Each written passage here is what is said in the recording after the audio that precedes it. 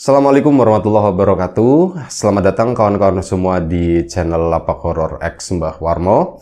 Apa kabar kawan-kawan semuanya? Semoga baik-baik, sehat selalu. Dan terima kasih untuk kawan-kawan yang sudah berkenan hadir di channel ini.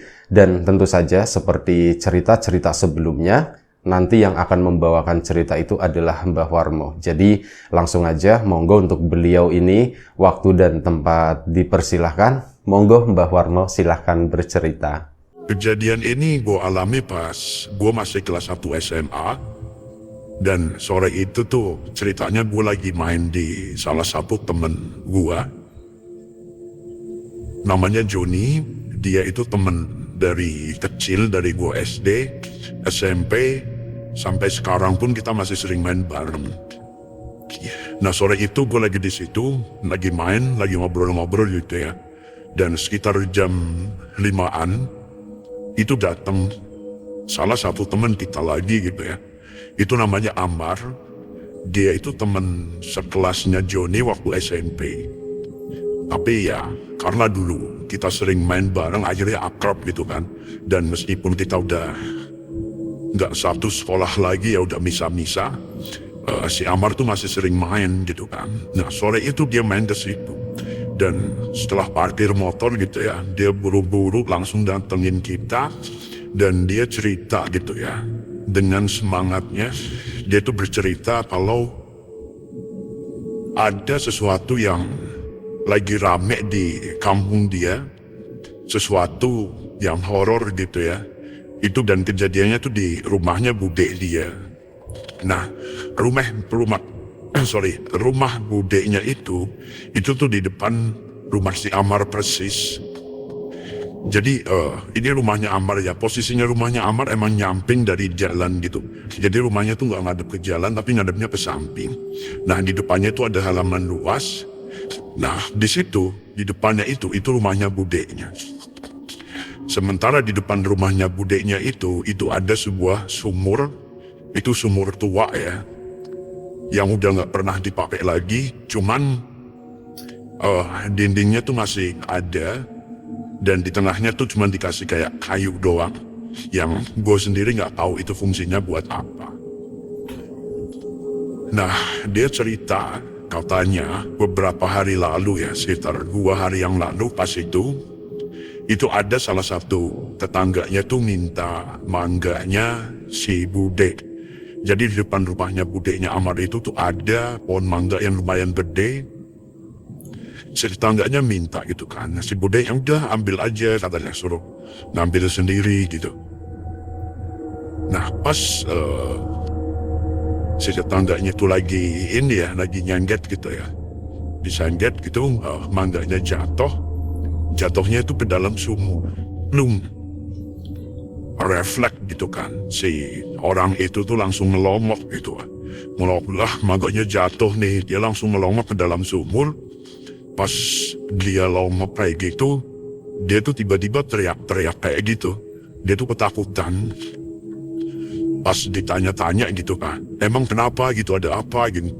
Nah jadi pas dia ngelomok ke dalam sumur itu, dia itu katanya ngelihat di dalam sumur tuh ada sosok perempuan ya. Menurut dia itu sosok perempuan karena dia ngelihat ada rambut panjang sama ada gaun putih gitu, dan sosok itu tuh berenang-renang di dalam sumur, muter-muter kayak gitu. Dia muter-muter gitu kan, sama ada bunyi percikan air kayak gitu katanya. Dia ngelomok, ya dia ketakutan, akhirnya dia pun teriak-teriak. Pas ngedenger teriakan itu, si budenya Amar itu langsung keluar kan. Kenapa nanya gitu kan. Nah, si tetangganya itu langsung bilang, itu bude di dalam sumur tuh ada, apa dia nyebutnya ya, ada setan gitu lah pokoknya ya. Di dalam sumur itu ada setan gitu, ada kuntilanaknya katanya kayak gitu. Nah si bude itu langsung otomatis, dia kan penasaran gitu kan. Pertama dia sih takut gitu katanya, tapi dia juga penasaran. Setelah itu dia pun ngelomok budenya si Amar itu. Pas budenya Amar ngelomok, ternyata benar dia pun ngelihat juga gitu. Jadi sosok itu tuh masih muter-muter dan sesekali kepalanya tuh katanya nyembul gitu. Dan nyembul ya rambutnya panjang kan pasti rambutnya turun semua gitu kan. Cuman ya mukanya tuh nggak kelihatan karena jauh banget kan di bawah. Nah itu kayak gitu terus ya si budeknya si Amar itu juga ketakutan gitu, Pak, teriak-teriak. Nah si padeknya nih, si suaminya akhirnya keluar. Nah pas giliran suaminya keluar, dia nengokin, ternyata sosok itu tuh udah nggak ada. Nah sejak sore itu akhirnya kampungnya si Amar tuh jadi rame gitu ya. Orang jadi pada kepo gitu, orang jadi pada pengen tahu. Akhirnya ceritanya pun nyebar. Dan ya itulah yang diceritain sama si Amar waktu baru datang ke tempatnya si Joni itu. Kita pun ya excited gitu ya. Kebetulan gue juga suka banget gitu ya ngedenger cerita-cerita kayak gitu. Sampai akhirnya ya gue ngajakin si Joni gitu ya. John, main ke rumahnya si Amar yuk. Kebetulan kita emang udah lama nggak main ke tempat dia gitu kan. Sekalian silaturahmi lah sama keluarganya gitu. Kebetulan kita udah cukup deket sama keluarganya. Dan ya udah si Joni setuju gitu kan. Ayo main gitu. Nah akhirnya si Amar pun nggak pulang gitu ya. Di situ tuh nyampe habis maghrib. Nah habis maghrib barulah kita jalan ke rumahnya Amar. Rumah Amar itu termasuk dia tuh orang desa gitu ya. Rumahnya tuh emang agak masuk ke dalam. Jadi kalau ke tempat dia itu harus melewati daerah persawahan dulu gitu ya. Itu daerahnya bener-bener masuk banget ya dari tempat kita itu sekitar jaraknya tuh 5 kilo. Lumayan jauh juga. Dan ya udah gak apa-apa. Kita kan memang suka gitu ya dengan momen kayak gitu, dengan suasana yang seperti itu. Hari itu habis maghrib kita pun berangkat ke sana, jalan dan akhirnya ya sampailah kita di rumahnya si Amar. Pas baru nyampe, bapak ibunya pas lagi di teras gitu kan, kita udah salim gitu, tanya kabar basa-basi gitu kan, sambil iseng kita tanyain gitu, kemarin Bu, kata si Amar lagi rame ya gitu. Nah si ibunya langsung semangat cerita. Iya tuh kemarin si budeknya Amar katanya habis ngelihat itu gitu di dalam sumber depan rumahnya itu. Wah dari sumber lain nih gitu kan, kali aja ibunya Amar tuh ada informasi lain. Tapi ternyata ya sama aja dengan yang diceritain sama si Amar.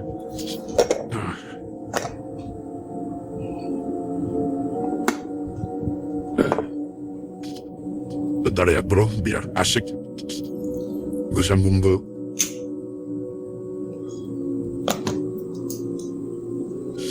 Ini tuh sebenarnya buat ngukur durasi sih.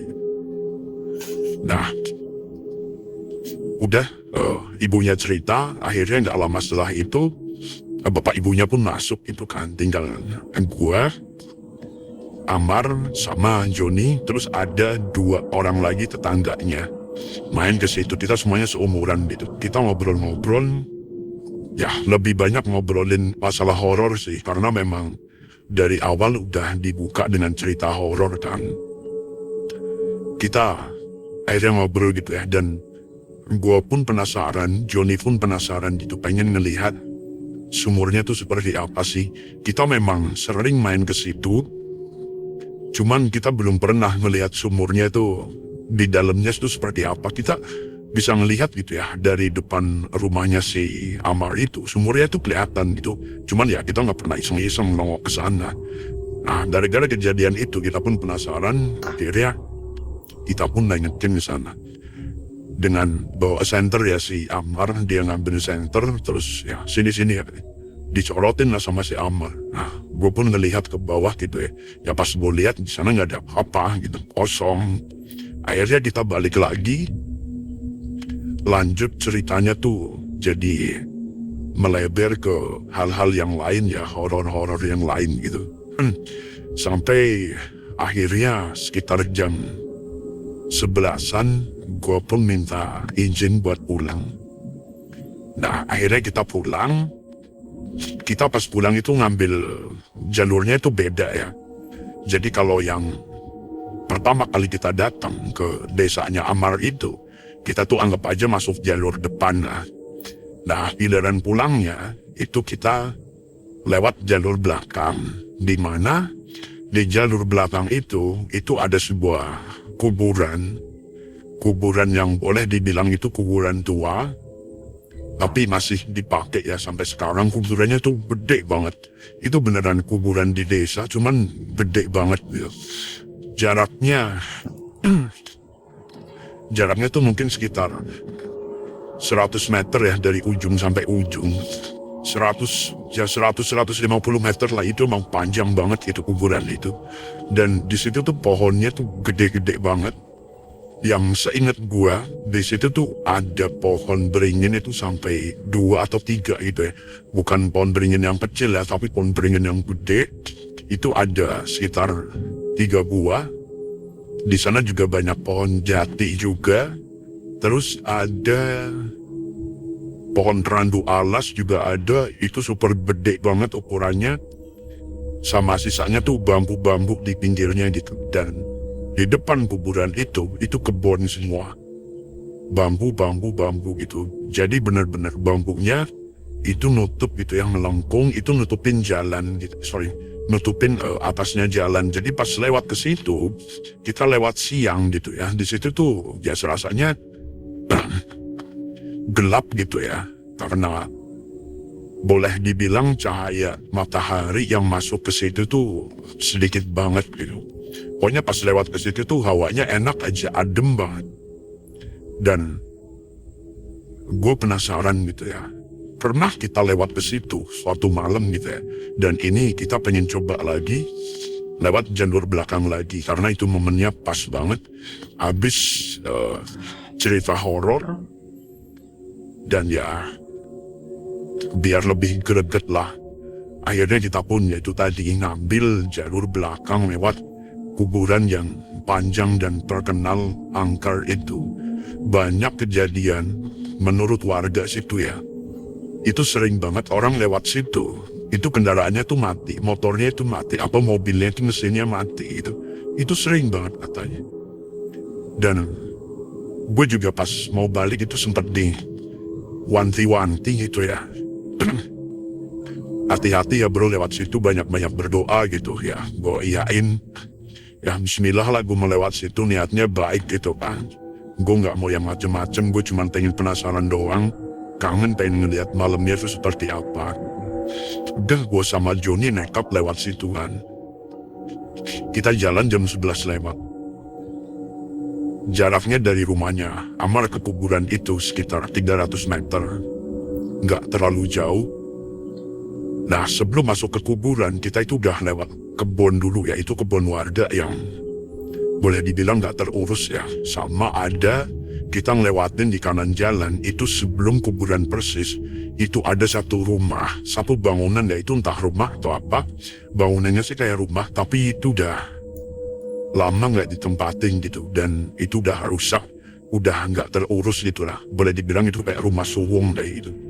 Dan ya, gue sempat berdidik sih pas ngelihat.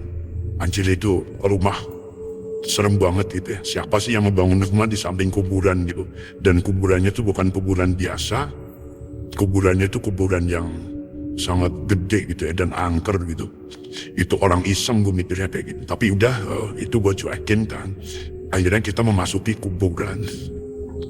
Nah pas kita memasuki kuburan, di situ gue mulai mengalami hal yang aneh gitu ya.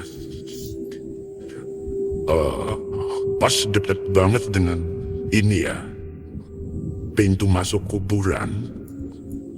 Itu gue udah mulai merinding gimana rasanya tuh udah gak enak banget.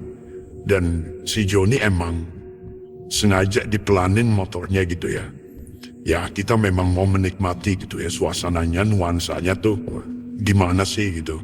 Nah pas kita lewat di depan pintu kuburan itu, gue kan ya terus fokus ngeliatin di dalam kuburan itu seperti apa.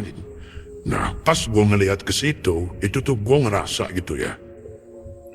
Kalau di satu titik di dalam kuburan itu tuh banyak kerumunan orang.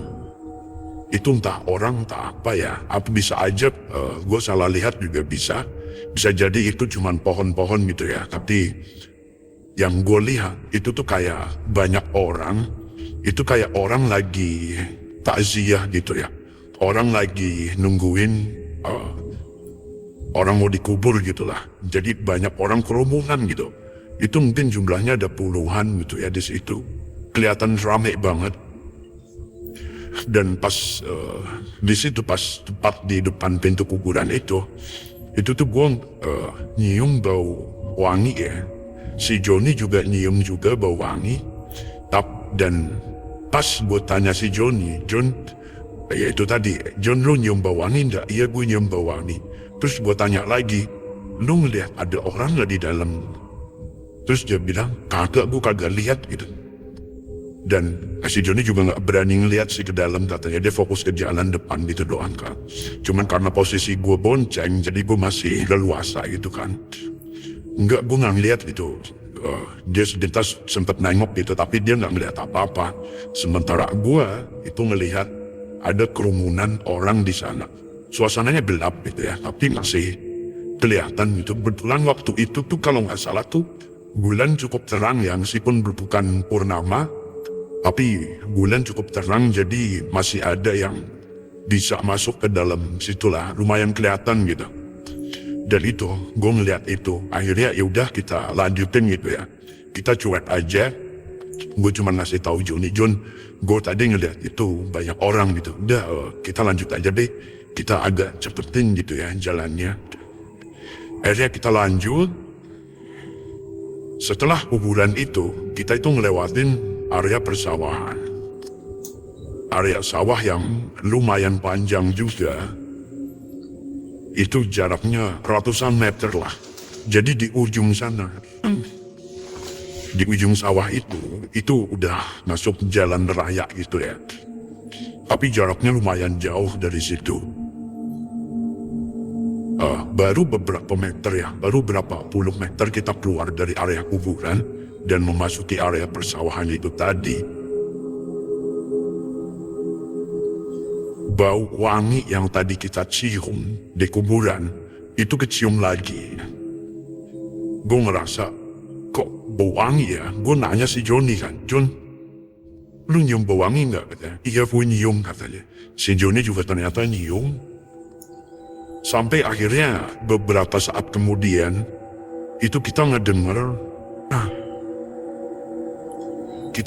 ada suara kayak orang lagi baca tasbih ya kalau dalam Islam, kayak subhanallah walhamdulillah wala ilaha illallah wallahu akbar, dan itu dibacanya rame-rame gitu ya. Tapi itu bukan tasbih gitu, maksud gue itu mirip bacaan itu gitu, kita ngedengarnya itu kayak samar-samar doang gitu ya. Wah John, lu ngedenger suara itu gak sih? Gunanya masih Joni.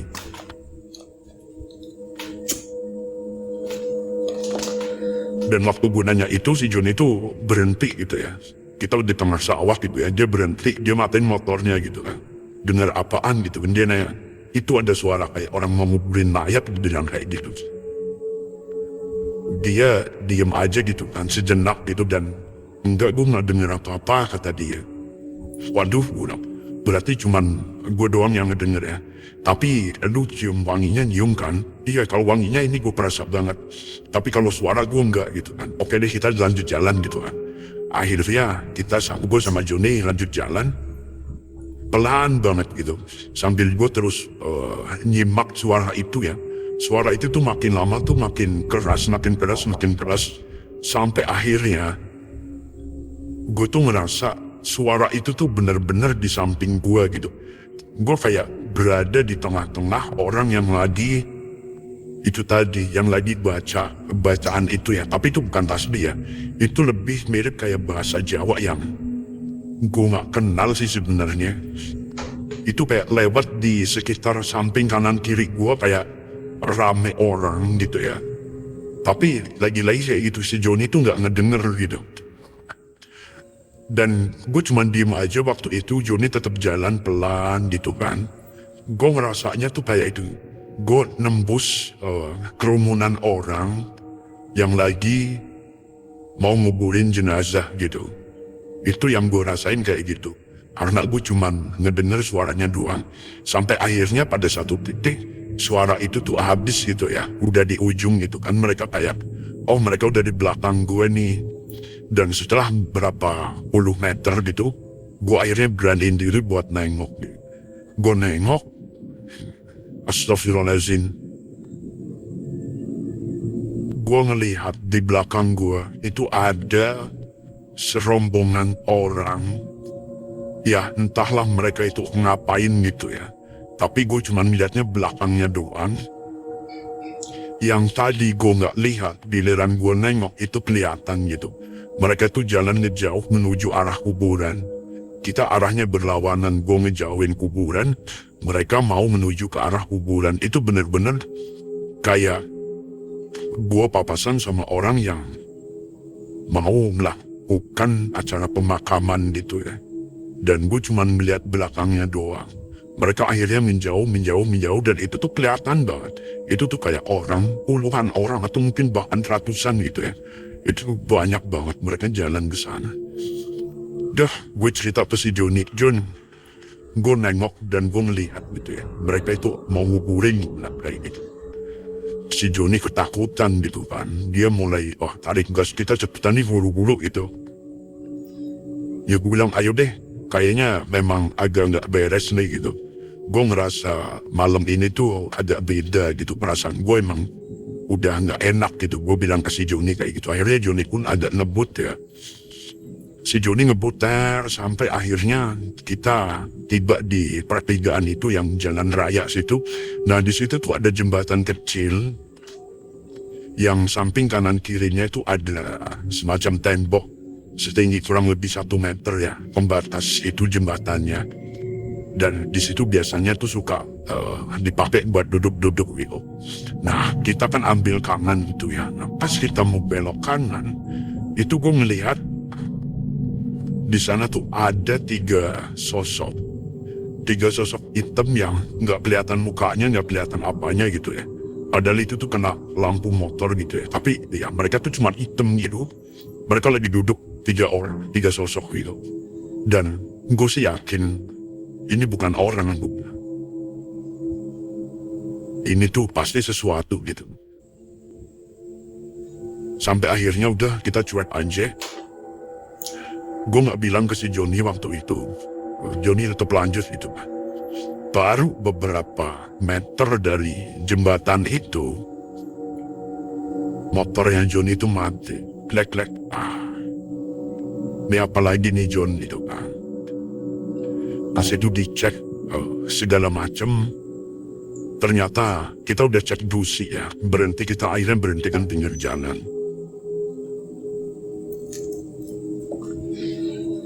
Kita cek busi. Semuanya beres, busi masih nyala gitu ya. Ternyata masalahnya itu di bensin. Bensinnya tuh habis gitu. Dan ya itu sialnya sih, itu kesalahan kita sih, bukan salahnya siapa-siapa. Nah waktu itu kita sempat istirahat sejenak gitu kan. John, gue mau ngerokok bentar deh. Kita ngerokok dulu sebentar. Akhirnya kita minggir, itu di pinggir sawah ya. Kita minggir di situ dan gue sama Joni sempat duduk di situ dan kita ngobrol-ngobrol sejenak sambil ngerokok. Nah pas kita lagi ngerokok, gue kan melihat ke arah kanan, ke arah jembatan. Itu jaraknya belum jauh sih dari jembatan. Mungkin sekitar 20 meter. Masih deket. Nah, gue melihat terus ke arah jembatan gitu kan. Nah, di jembatan itu tuh ada lampu gitu ya. Ada lampu warna kuning, lampu jalan. Pas gue ngelihat ke situ, itu tiba-tiba dari arah kuburan, itu gue ngelihat ada rombongan orang yang jumlahnya mungkin ratusan gitu ya. Itu panjang banget. Awalnya sih gue pikir, wah ini penduduk desa ngapain gitu ya. Itu beberapa detik pas gue melihat, awal itu gue berpikirnya tuh seperti itu. Tapi setelah gue ingat kejadian tadi sebelumnya setelah gue ketemu sama itu ya, yang tadi nggak kelihatan itu. Nah, gue yakin, wah, anjir nih, si acara pemakamannya udah kelar nih, dan mereka balik lagi gitu. Dan gue tanya si Joni ya, John, gue melihat lagi orang-orang tadi, orang yang menuju kuburan dia balik lagi gitu. Gue melihat sekarang nih, itu mereka ada ratusan, gue bilang gitu. Si Joni nengok gitu kan, dan ternyata si Joni itu nggak melihat. Gue kagak ngelihat gitu ya, tapi gue nyium wangi lagi, kata si Joni kayak gitu. Pas itu gue belum nyium gitu ya. Setelah beberapa detik gitu ya, baru gue berasa, wah bener, iya John, wanginya tuh ada gitu. Dan akhirnya ya gue nggak bisa ngapa-ngapain ya, gue sama Joni nggak bisa lari, nggak bisa ngapain, kita cuma duduk aja di situ. Dan ya gue menikmati momen itu ya, gue liatin terus rombongan itu ya. Dari situ tuh gue tahu gitu, ternyata rupa atau wujud dari makhluk-makhluk itu tuh, ya gue bilang cukup menyeramkan sih.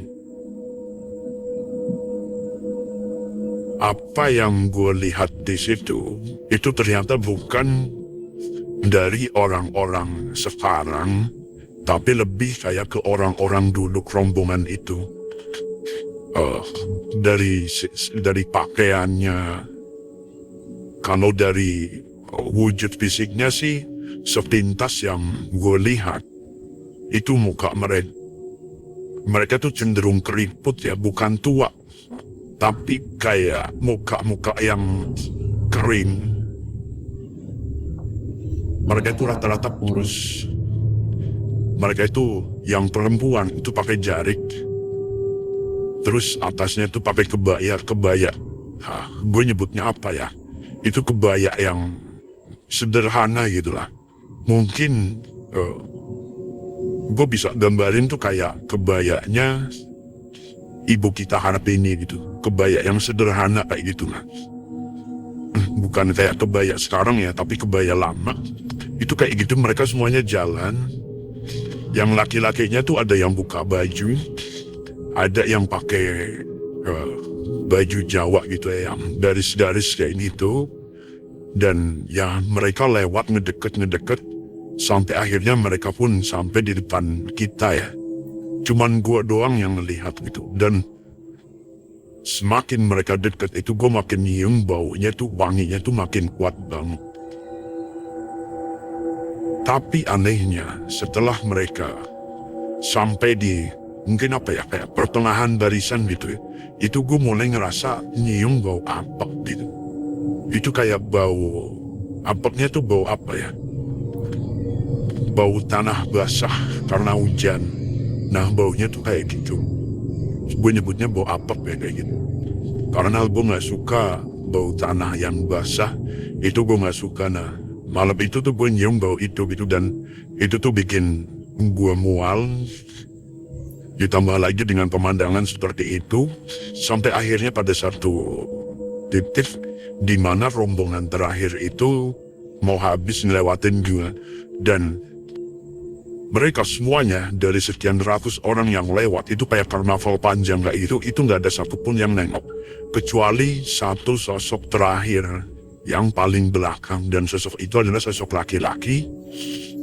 Dia pas lewat di depan gua, dia tiba-tiba nengok gitu kan, ngeliatin gua, sambil dia itu mengucapkan sesuatu tapi nggak ada suaranya, kayak gini. Dari bibirnya gue baca gitu ya, entah kenapa juga gue bingung nih. Dari mana gue bisa ngelihat bentuk, bukan bentuk ya, pergerakan bibirnya itu, sampai sekarang gue juga bingung. Tapi gue bisa ngelihat itu gitu. Dia tuh seolah-olah ngomong gitu, melu yuk, ikut yuk, kayak gitu. Dia tuh ngajak gitu. Dan gue nggak bisa ngapa-ngapain dan gue nggak ngerti mesti ngerespon kayak gimana. Gue cuman waktu itu gue cuman nunduk aja, udah, karena gue ketakutan, jujur aja. Sampai akhirnya udah rombongan itu kesana makin jauh. Setelah jaraknya kurang lebih sekitar 30 atau 40 meter dari posisi kita, tiba-tiba rombongan itu tuh bus hilang. Gak tahu kemana. Dan sialnya itu, gue ngeliat itu cuman gue doang gitu. Si Joni itu gak ngeliat apa-apa, dia cuman nyium bau wanginya, bau apaknya pun Joni nyium juga. Dan setelah itu akhirnya kita pun lanjut perjalanan. Jon, kita lanjutin yuk. Gue udah merasa gak enak banget ya, badan gue juga gak enak lah, pokoknya gue ngerasa gak enak. Si Joni juga sama. Akhirnya ya itu tadi, karena bensin habis itu gak bisa diapa-apain kan motor. Akhirnya kita dorong gitu berdua gitu, dan kurang lebih kita itu ngedorong sampai sekitar 2 kiloan ya. Lumayan jauh, lumayan capek. Dan di situ tuh kita nemu ada tukang bensin eceran yang masih buka. Alhamdulillah banget. Akhirnya kita pun beli bensin dan kita melanjutkan pulang. Jadi pas kita udah pulang itu, keesokan harinya, gue sama Joni pun cerita ke si Amar ya. Masalah apa yang kita temui di jalan semalam pas kita pulang. Dan si Amar itu cerita ke bapaknya. Akhirnya bapaknya Amar itu main ke rumahnya Joni. Dia itu mau, entah kenapa ya, bapaknya tuh baik banget gitu ya. Dia itu main ke situ dan dia itu cerita gitu. Kalau apa yang kita lihat, apa yang kita alami malam itu biasa disebut sama orang itu tuh sebagai luwur. Luwur itu sebutan untuk rombongan pembawa jenazah yang tak terlihat gitu. Katanya seperti itu. Dan memang beberapa penduduk di sana itu udah banyak yang, nggak banyak, maksudnya beberapa gitu ya, itu yang mengaku pernah melihat juga rombongan itu. Dan ya, rombongan itu tuh kayak semacam sesuatu yang pernah terjadi di masa lalu dan itu terus terulang-ulang gitu sampai sekarang. Wallahu a'lam, gue gak tahu kebenarannya seperti apa. Itulah yang diceritain sama bapaknya Amar. Yang kurang lebih kayak gitu sih salah satu pengalaman gue sama Joni ya. Saat main ke rumah salah satu teman kita si Amar itu. Terima kasih buat kawan-kawan yang udah mau nonton, udah mau dengerin cerita ini. Dan ya, gue mohon maaf kalau misal belakangan ada suka telat balesin komen.